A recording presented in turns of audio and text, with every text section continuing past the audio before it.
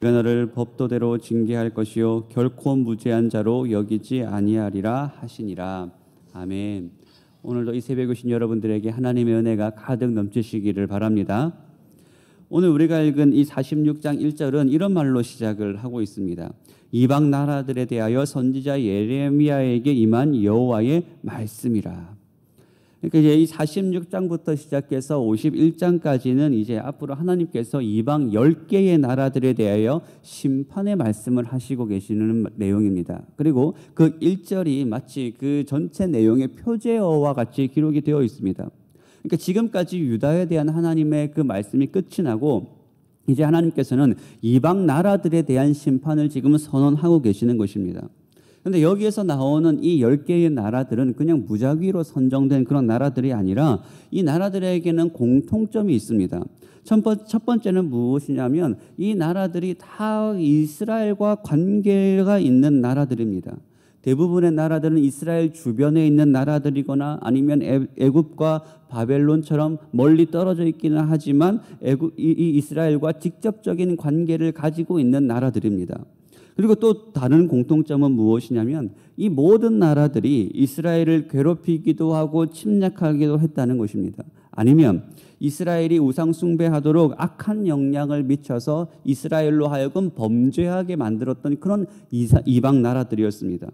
그래서 하나님께서는 이 열국들을 심판하심으로써 이스라엘을 대신하여 지금 이들을 보복하고 계시는 것입니다.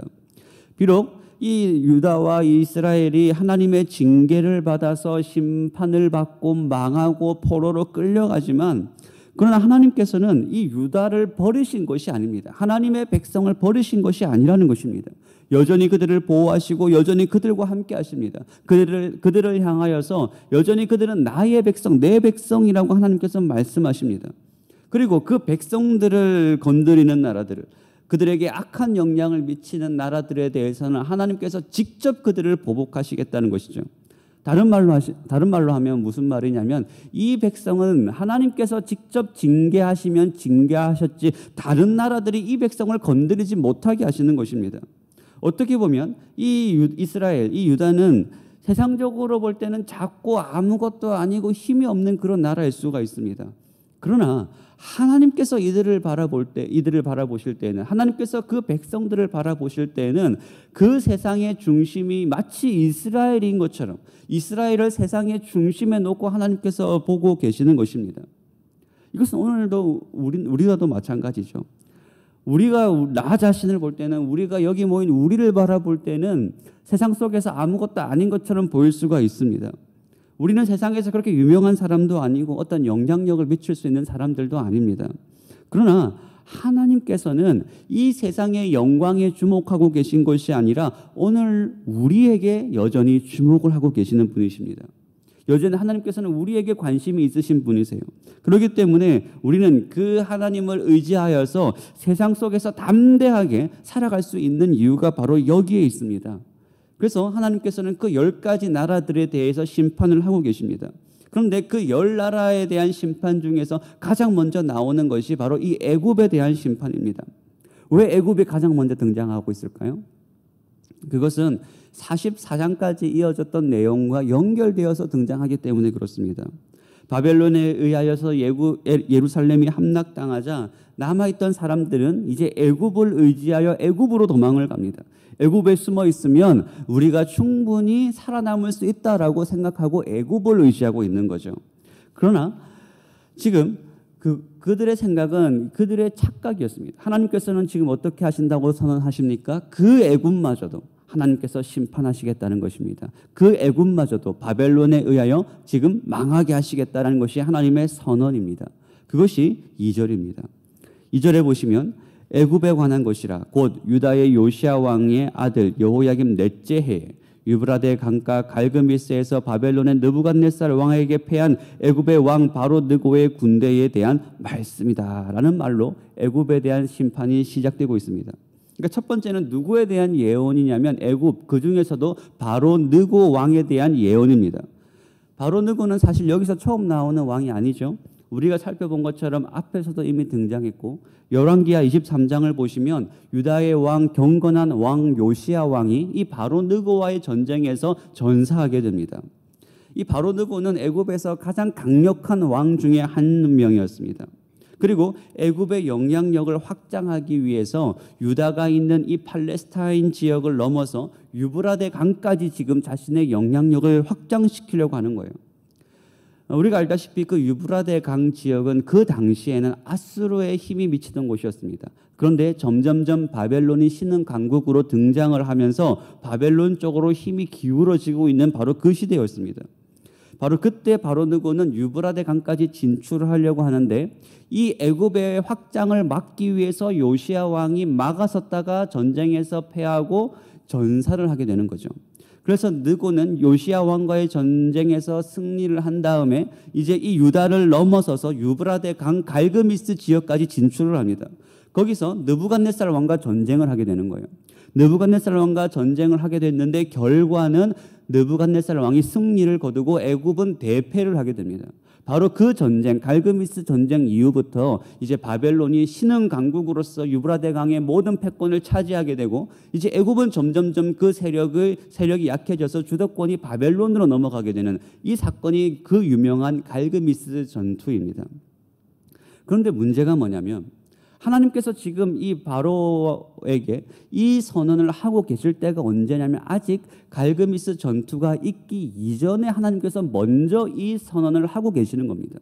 아직까지는 이 바벨론은 신흥 강국이었고 애굽의 기세가 더 등등하던 바로 그때, 객관적으로 보면 애굽이 더 강해 보이던 바로 그때에 하나님께서 애굽이 패할 것이다라고 지금 선언을 하고 계시는 거예요. 결국은 이것을 통해서 지금 성경이 우리에게 증명하는 바가 무엇인가요? 이 역사의 주권이 어디에 있는가라는 것입니다. 이 역사를 주관하는 분이 누구냐라는 거예요. 이 역사는 힘 있는 왕들에 의해 진행되는 것도 아니고 그들의 계획과 그들의 뜻대로 되는 것이 아니라는 것입니다. 이 역사는 하나님께서 주관하시는 대로 이 역사가 지금 흘러가고 있다는 거예요. 여러분, 이 역사의 주인이 누구이십니까? 이 역사는 누구의 뜻대로 되는 거예요?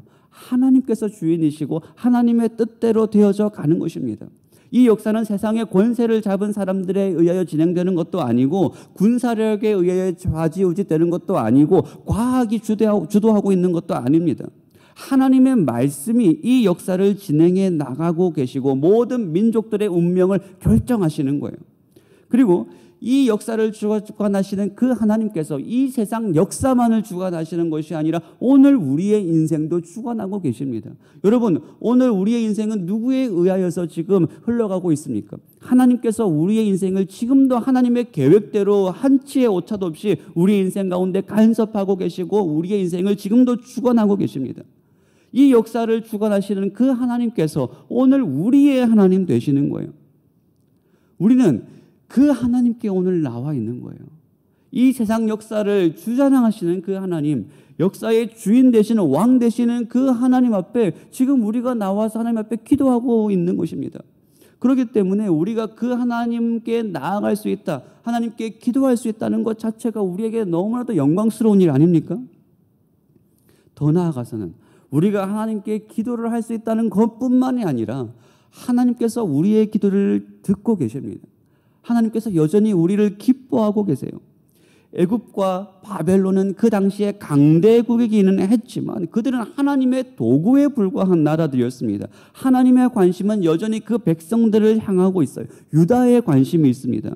그렇기 때문에 하나님의 관심은 오늘 지금 하나님 앞에 나와 무릎 꿇는 우리에게 하나님의 관심은 여전히 있는 거예요. 그래서 우리가 그 하나님께 기도할 수가 있는 것입니다. 하나님께서는 오늘도 이 자리에 나오신 여러분들을 기뻐하고 계세요. 그렇기 때문에 여러분, 세상을 너무 두려워할 필요가 없습니다. 너무 세상을 부러워할 것도 없습니다. 우리와 함께 하시는 분이 누구이신가, 누가 우리의 하나님 되시는가를 우리가 늘 기억해야 되는 거예요. 그래서 늘 그분과 동행하면서 그 하나님을 의지하는 여러분들의 삶이 되시기를 소원합니다. 이 의식이 희미해져 버리면 우리는 하나님을 의지하는 것이 아니라 세상을 의지할 수밖에 없어요. 지금 애굽이 의지하고 있는 것도 바로 그것입니다.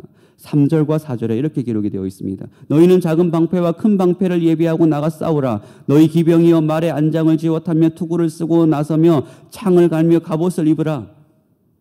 지금 여기에 나와 있는 이 무기들, 이것들은 애굽의 자랑이었습니다. 그들이 가지고 있는 화려한 방패, 기병, 투구, 창, 갑옷, 그 당시에 최첨단 무기들이 애굽의 강력한 힘의 원천이었습니다. 애굽은 이것들을 앞세워서 자기들의 힘을 지금까지 키워왔어요. 그런데 지금 하나님께서 그것들을 가지고 나가서 한번 싸워보라라는 것입니다. 너희들의 힘을 한번 의지해보라라는 것입니다. 하나님께서 이 말씀을 하시는 이유가 뭘까요? 그들이 아무리 자기의 무기들을 자랑하고 그것을 의지한다고 하더라도 그것들이 하나님의 뜻을 꺾을 수가 없다는 거예요. 자신들의 힘이 하나님의 계획을 바꿀 수가 없다는 것입니다. 결국 이들이 가지고 있던 그 힘과 상관없이 하나님께서는 그들을 패하게 만드실 것입니다. 이 역사는 항상 하나님께서 계획하신 바대로 흘러간다라는 거예요. 그것을 5절 이하에서 보여주고 있습니다. 5절 이하에 여호와의 말씀이라 내가 본즉 그들이 놀라 물러가며 그들의 용사는 패하여 황급히 도망하며 뒤를 돌아보지 아니하면 어찌미냐 두려움이 그들의 사방에 있음이로다. 결국 결과는 무엇이냐? 그들이 도망갈 수밖에 없다는 것입니다. 그들이 가지고 있던 자신감은 두려움으로 바뀌게 되는 거예요. 이것이 여호와의 말씀입니다. 그리고 이 역사는 여호와께서 말씀하신 대로 된다는 거예요. 그러면 우리는 이것을 안다면 어떻게 됩니까? 그 말씀 가운데 순종해야 되는 거죠. 그 말씀 가운데 순종하는 것이 지혜인 거죠. 그리고 이 역사는 무엇을 증명합니까? 결국은 하나님께서 말씀하신 대로 이 모든 역사가 진행되었다라는 것을 이 역사가 우리에게 지금 증명해 보여주고 있는 것입니다. 그런데도 불구하고 여전히 자기 힘을 의지하고 여전히 자기의 생각을 의지하는 것은 교만이고 어리석음이에요. 그래서 46장에 보시면 여러 가지 일들이 길게 기록이 되어 있습니다. 그런데 46장에서 길게 많은 내용들이 기록이 되어 있지만 결국 이거 하나 알려주시는 거예요. 이 역사의 주인은 누구이신가? 우리가 실제로 의지해야 될 분이 누구이신가라는 거예요. 사실 이거는 애굽 들으라고 하는 말씀일까요? 지금 애굽에 대한 멸망이고 애굽에 대한 선언이지만 그러나 이 긴 이야기들은 애굽에 대해서 지금 하나님께서 말씀하고 계시는 걸까요? 애굽 보고 들으라는 걸까요? 사실 애굽의 운명은 결정되어 있습니다. 이것은 애굽 들으라고 하는 말씀이 아니라 결국은 이 말씀을 통해서 하나님의 백성이 듣고 깨달으라 유다 백성들에게 이야기하고 계시는 거예요. 너희들이 의지할 것은 애굽이 아니라는 것입니다. 세상이 아니라는 거예요. 너희들이 두려워할 것은 세상의 어떤 존재가 아니라는 것입니다. 하나님을 의지하고 하나님을 두려워하라. 지금 이 이야기는 애굽이 아니라 유다 백성들을 향해서 하고 계시는 말씀입니다. 그러니까 실제로 이들이 그 하나님을 의지하고 하나님을 힘입어 살아가라라는 거죠. 그래서 46장 마지막에 이렇게 기록이 되어 있잖아요. 내 종 야곱아 두려워하지 말라. 이스라엘아 놀라지 말라. 보라 내가 너를 먼 곳에서 구원하며 내 자손을 포로된 땅에서 구원하리니 야곱이 돌아와서 평안하며 걱정 없이 살게 될 것이라. 그를 두렵게 할 자가 없으리라. 여호와의 말씀이니라. 내 종 야곱아 내가 너와 함께 있으니 두려워하지 말라. 내가 너를 흩었던 그 나라들은 다 멸할지라도 너는 사라지지 아니하리라. 하나님의 마지막 선언은 이거 아닌가요? 지금 유다는 징계 가운데 있습니다. 세상의 현실이 오히려 그들을 압도하는 것처럼 보이고 있어요. 그러나 하나님께서는 그 백성들을 향하여 두려워하지 말라라고 말씀하십니다. 여전히 그 백성들을 향하여 뭐라고 부르고 계십니까? 내 종이다, 내 야곱아라고 부르고 계시는 거예요.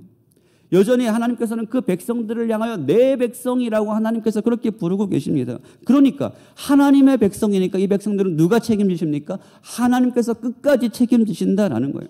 하나님께서는 세상을 향하여 애굽을 향하여 바벨론을 향하여 내 종이다 내 백성이라고 말씀하고 계시는 것이 아니라 오직 하나님의 언약 백성인 유다를 향해서 내 종 내 백성 내 야곱이라고 하나님께서 그렇게 부르고 계십니다. 그러니까 세상을 두려워하지 말라라는 거예요. 그걸 의지하지 말라라는 것입니다.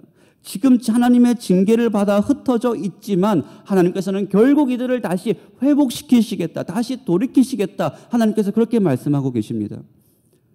그러니까 하나님께서는 이 절망적으로 보이는 바벨론의 포로와 유다 백성들이 흩어져 버리는 이 절망적인 상황 속에서도 여전히 그 백성들을 향하여 자비와 은혜를 베풀고 계시는 것입니다. 왜 그러세요? 왜 여전히 하나님께서는 여전히 하나님을 의지하지 않고 여전히 애굽을 의지하는 이 백성들을 향하여 자비와 은혜와 회복과 소망을 말씀하시는 이유가 어디에 있을까요? 그분의 백성이기 때문에 그렇습니다.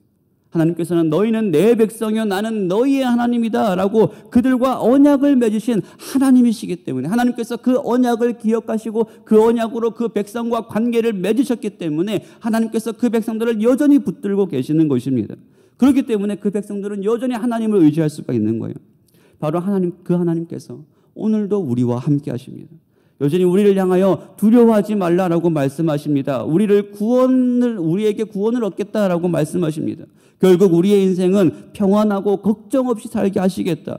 이것이 하나님께서 우리를 향한 계획이고 하나님의 결론입니다. 우리가 해야 될 일은 뭘까요? 여전히 그 하나님을 신뢰하는 것이죠. 여전히 그분 앞에 나오는 것입니다. 여러분, 우리가 세상 속에서 다른 것을 의지하여서 우리의 위로와 평안을 삼는 것이 아니라 하나님과의 관계 속에서 참된 안식과 평안을 누리시기를 바랍니다. 함께 기도하시겠습니다. 사랑과 은혜가 충만하신 하나님 아버지 감사드립니다. 죄로